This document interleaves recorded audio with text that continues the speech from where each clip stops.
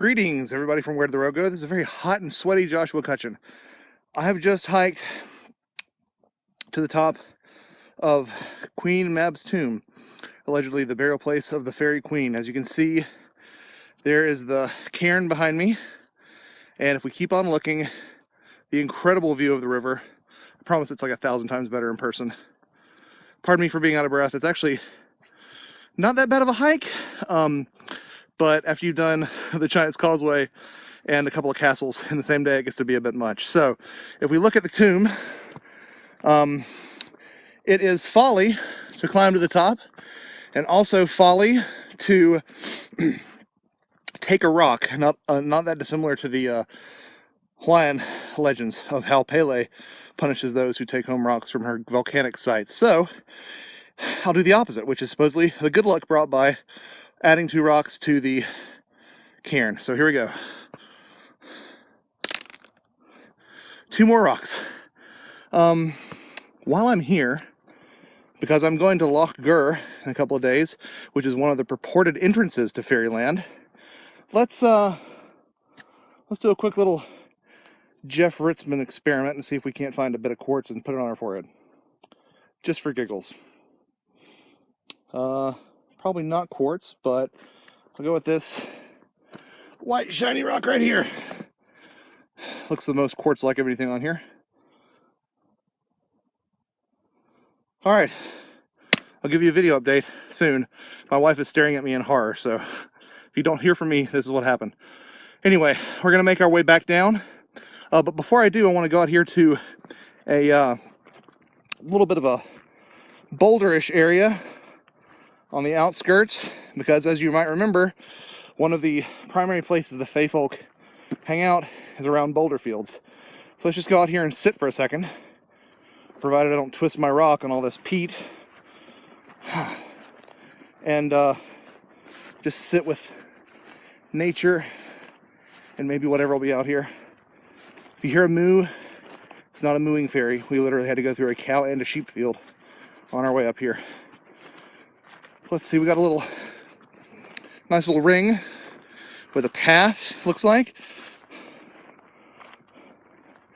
and the 3 boulders. So let's just sit here for a minute.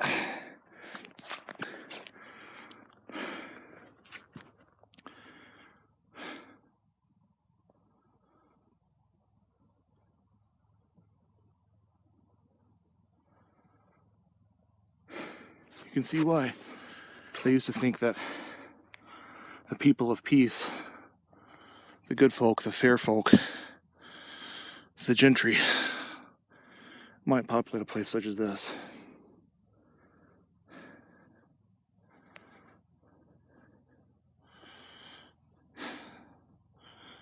I'm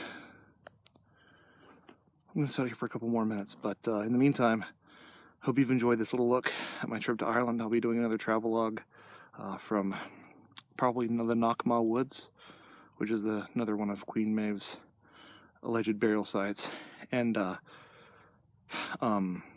Gur and all the sites around there. So for now, goodbye from Knocknarea, resting site of Queen Mab.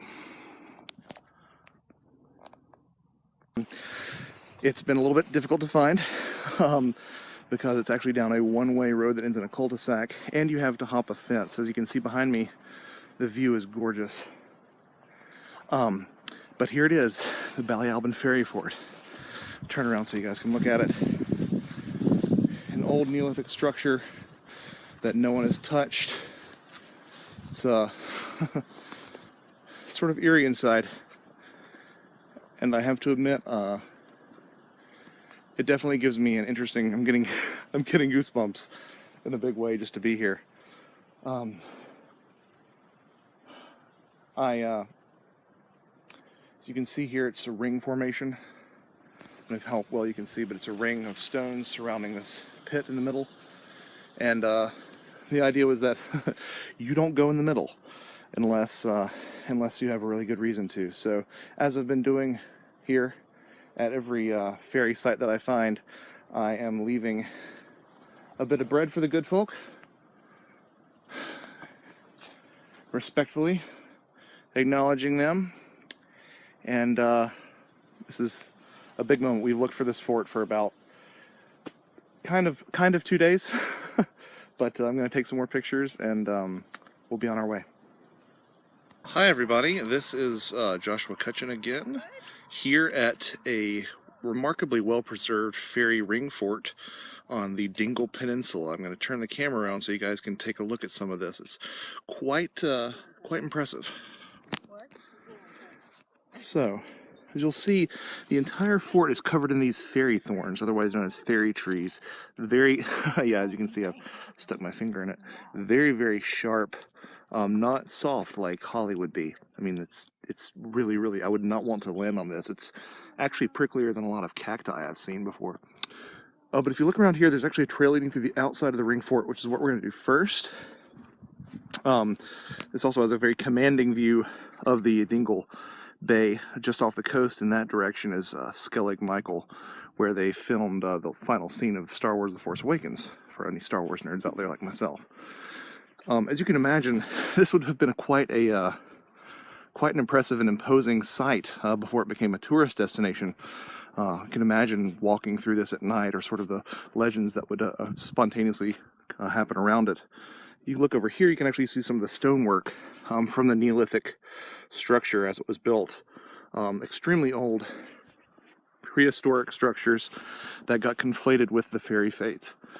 According to some storytellers, the fairies actually moved in after Neolithic man moved out, which makes sense. You know, my own personal views, there's a lot of conflation between fairies and the dead, so it seems natural that there would be this this sort of mixing and matching.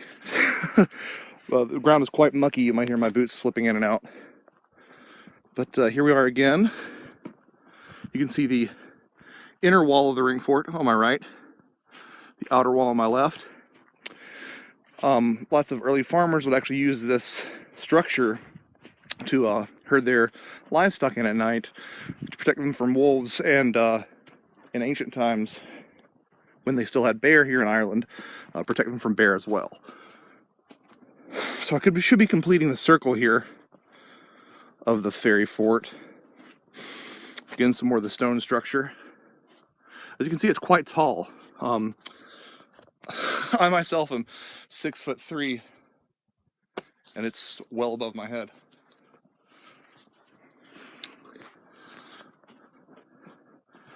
So we're going to come around here. This particular location is advertising it as visit the fairy fort and pet sheep, so something for myself and the wife. Here's a better view of the outer wall. I read last night that there are 250,000 miles of stone walls in Ireland. It's just astounding, which is part of what makes it so difficult to find true fairy forts when they're not as well preserved as this one. But here we are at the top of the ring fort. It's magnificent. Absolutely magnificent. And surreal and quite unearthly. You know, the fairy fort that I found yesterday had trees in the middle, but there are enough livestock in this general area that they've been keeping the growth to a minimum. Normally I would be very superstitious about walking along the top of this, but given the fact that there are so many visitors here, I would argue that the the Fae folk have chilled out as far as being disrespectful to anyone, or rather as far as taking chagrin to anyone being disrespectful towards their mound. So you can see that's where I was just moments ago, very far below. In the center you can see more concentric rings, more fairy bushes on the outside.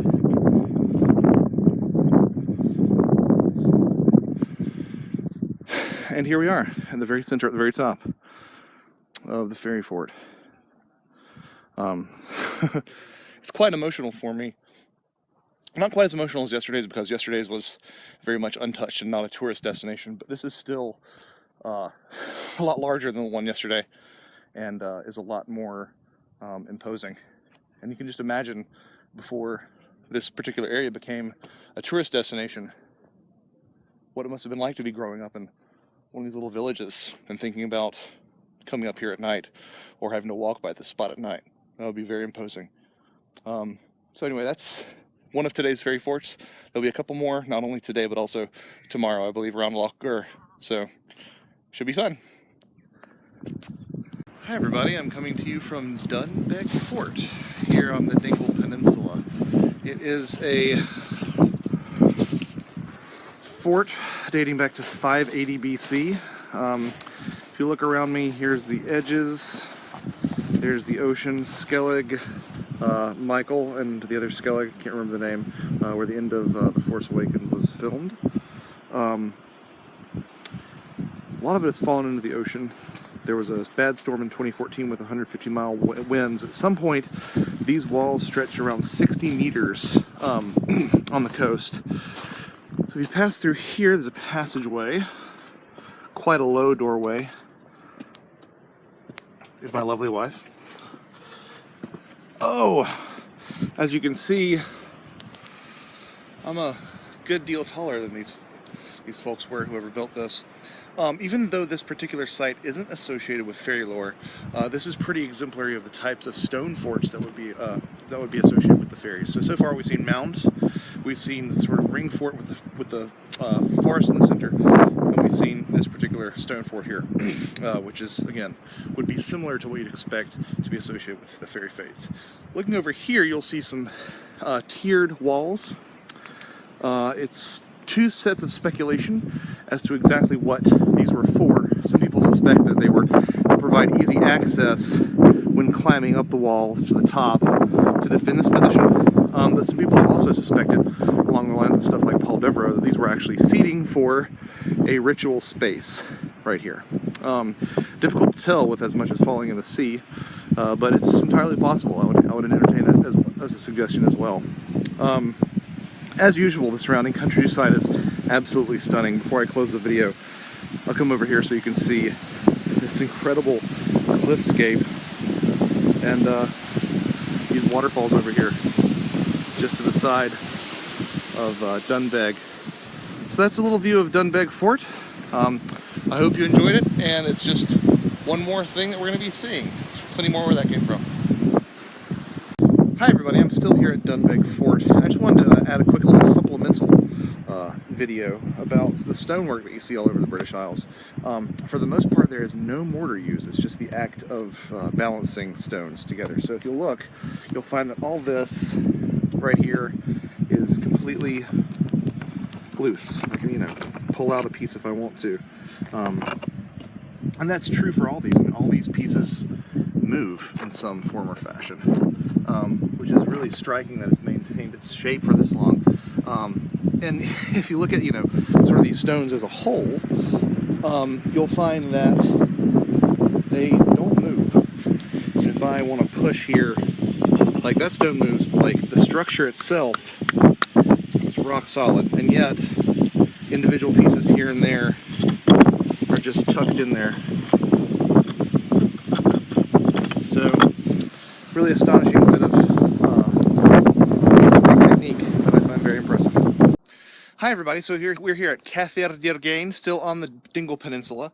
It's a good mix of the two different forts that we've seen so far, the stone fort and the fort that's slowly becoming covered with the mound. Still no trees because actually the structures in here are robust enough to preclude that happening. But if you take a look at what we're looking at here, you can see that we have these large structures on the interior, and here over the exterior we're starting to get that sort of growth that we saw at the Faerie Fort earlier. You can also see this sort of labyrinthine passages. I actually have visited a couple of other fairy forts today that I didn't include on videos simply because there are so many. But as you can tell, it's a very short passage. I think the presumption is that the original builders, perhaps Pictish or other Neolithic peoples, would have crawled around on their hands and knees. This is an interesting site because it's actually dated to the 8th or 9th century AD. They said, quote-unquote, a very strong farmer might have been the builder of this site. I'm honestly not so sure about that. Here we are. We're going to go underneath here into another circular room that you'll see. And down here is what's called a souterrain, which is where they would either store foodstuffs or perhaps hide in the event that they were under siege. We're going to go back out here. I would not be caught dead here in the middle of the night.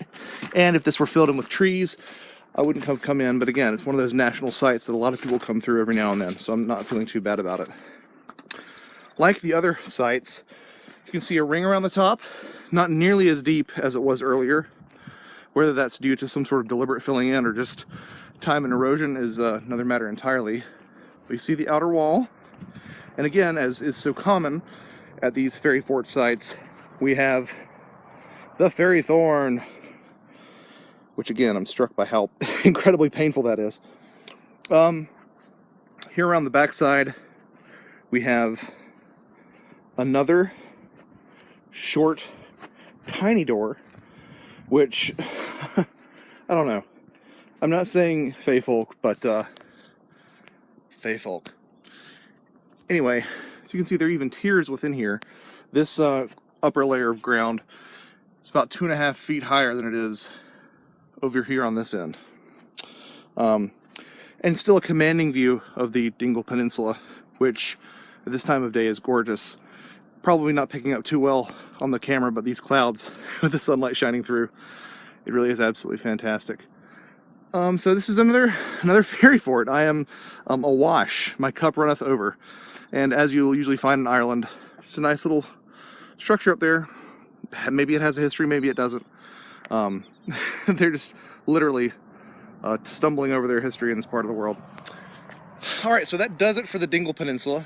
Tomorrow I'll be heading to Lough Gur, which is one of the most celebrated sites in Irish mythology.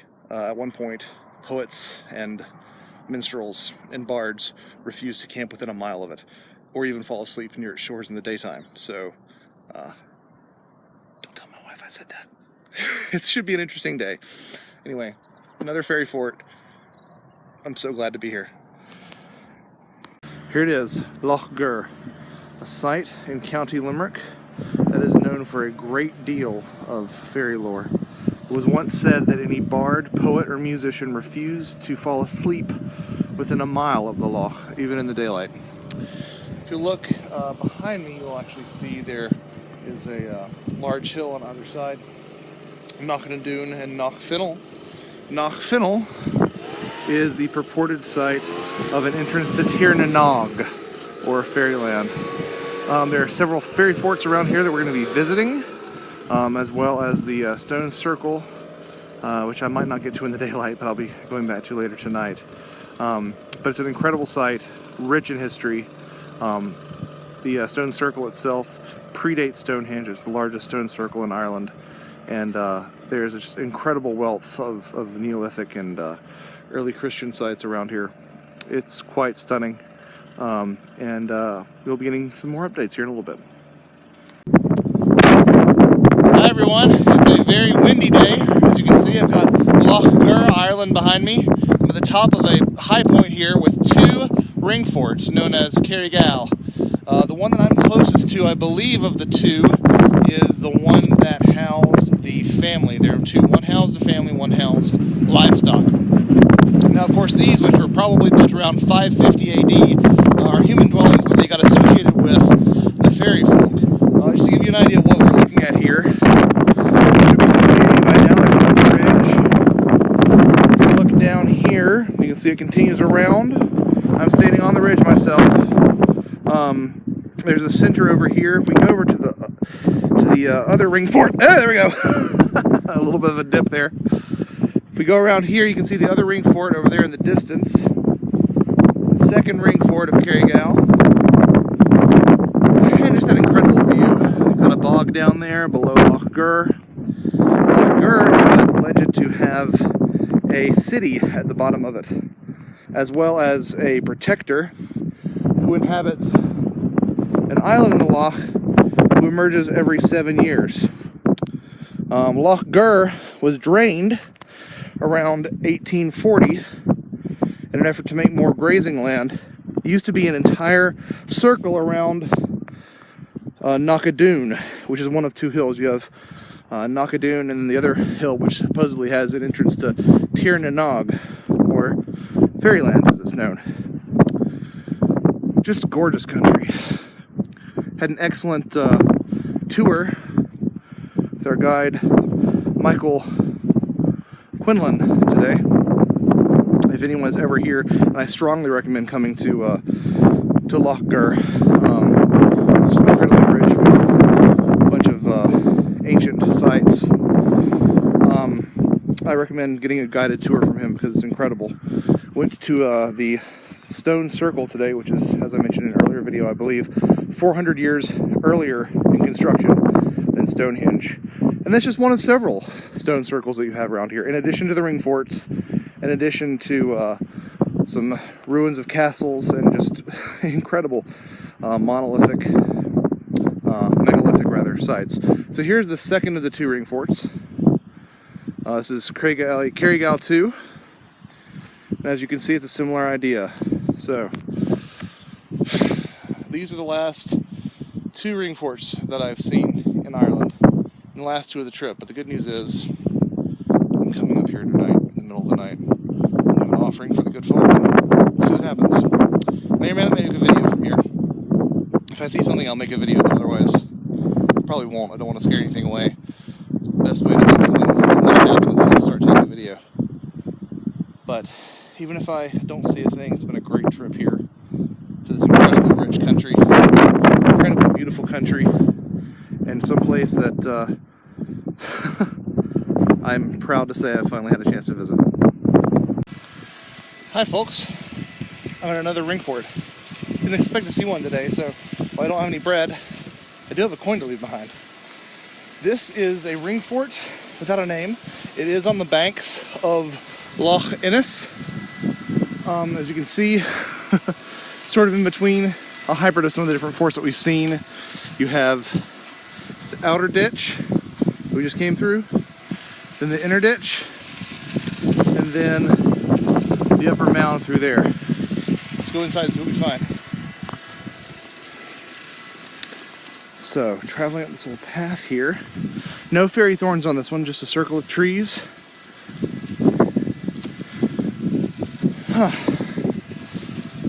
You know, I've been struck by how peaceful these areas tend to be. I expect them to be a little bit spooky, but besides that first one that I found, they've all been relatively